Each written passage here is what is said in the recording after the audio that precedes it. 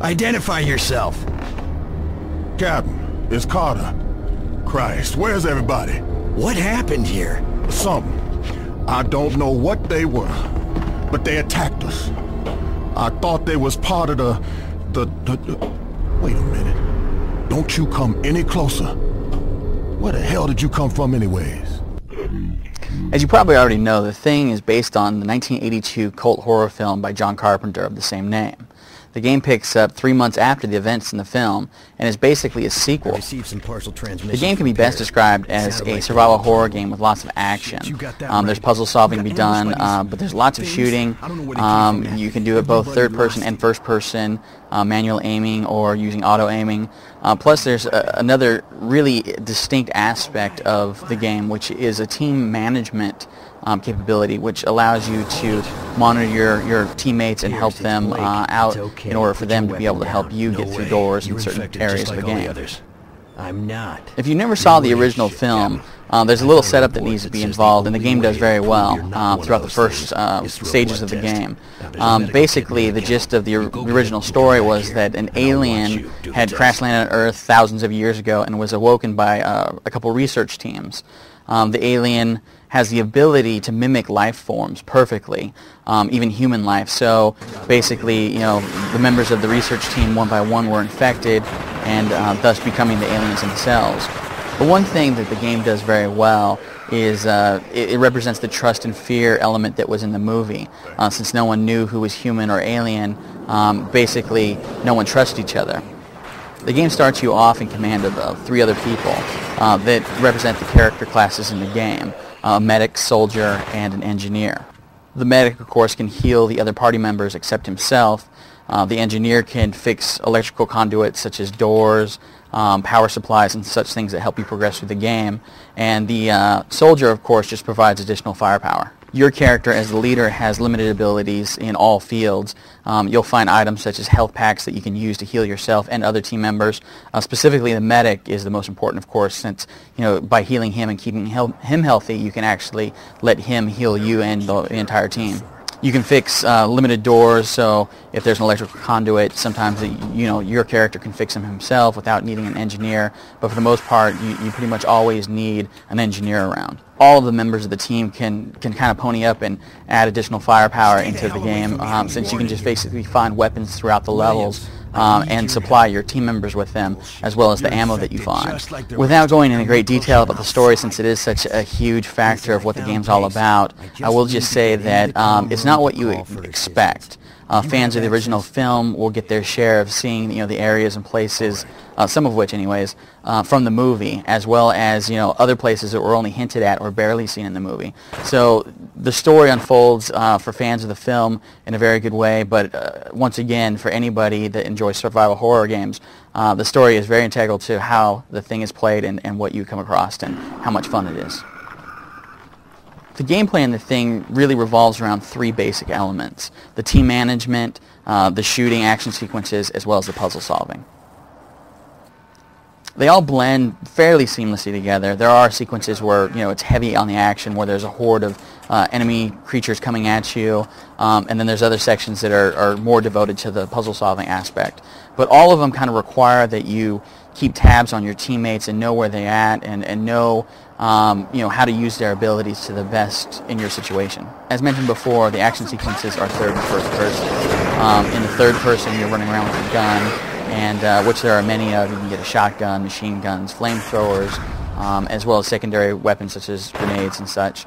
At any time during the game, you can hit the shoulder button, and that allows you to go into a first-person targeting mode. From this mode, you have to be accurate with your shots, but at the same time, you can effectively shoot enemies more accurately from a further distance. The puzzle elements in the thing are fairly well done. For the most part, they're very specific to their environment, so you'll be in an area that doesn't have any power. You have to restore the power by fixing the generator. Once that's done, then you can open doors that are electronically sealed. Some of the puzzles, while logical, really require you to think about what it is you're trying to accomplish and what tools and people you have at your disposal at any given time. The team management aspect that rounds out the three elements that are predominantly what the thing is all about is really neat because it builds on the whole trust-fear factor that was found in the film. For instance, you kind of have to keep an eye on, there's actually a meter in the game that's a trust-fear meter. And basically, anybody you come across isn't really going to trust you all that much because, for one, a lot of the characters don't know you. For two, they're not sure if you've been infected and are an alien. You can win their trust and calm their fear by doing several different things. One is, say for instance, you come into contact with somebody that doesn't have a weapon. They're totally freaked out. They're not sure if they should trust you. You can earn their trust by giving them a weapon and ammunition. By doing this, they'll follow you and help you out, and if they're an engineer, they'll open doors for you and whatnot. All of this can be seen through an in-game menu that shows basically on a meter how fearful they are, how much they trust you. For the fear aspect, you can kind of calm them down by giving them an adrenaline shot. Also, giving them a weapon kind of calms them down sometimes if they don't have one. There's all different kinds of ways that you can do it. You can also lose the trust of your team members as well as make them even more fearful. There's a variety of ways that this can happen. One, if you're not fighting against the alien foes that you're all encountering and battling against, they might think that you're probably infected, and that's why you weren't fighting as hard as you could have been. The interaction with these characters is a lot of what the game's about. And the neat thing is they've developed each one of the characters that you come across in the game to a great extent.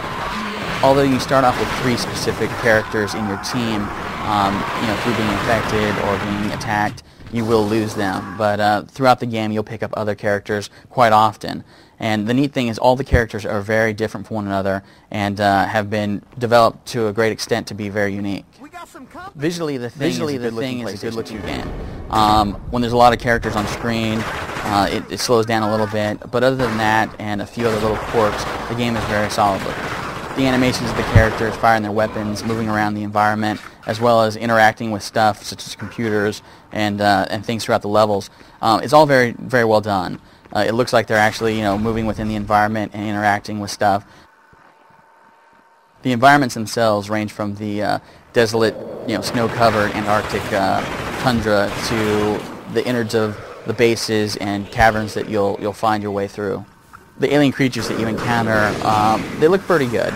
Although, in some parts they are a little polygonal, especially since, the game's trying to portray something that's very organic, has tentacles and lots of moving parts to them. So for some of the creatures, you'll notice that they look a little bulky, a little weird, but for the most part, they're fairly representative of the creatures found in the film. In the audio department, the thing does a great job of kind of setting the mood with the music that it has in the game. Some of it's directly from the film. You'll totally recognize it if you've seen it.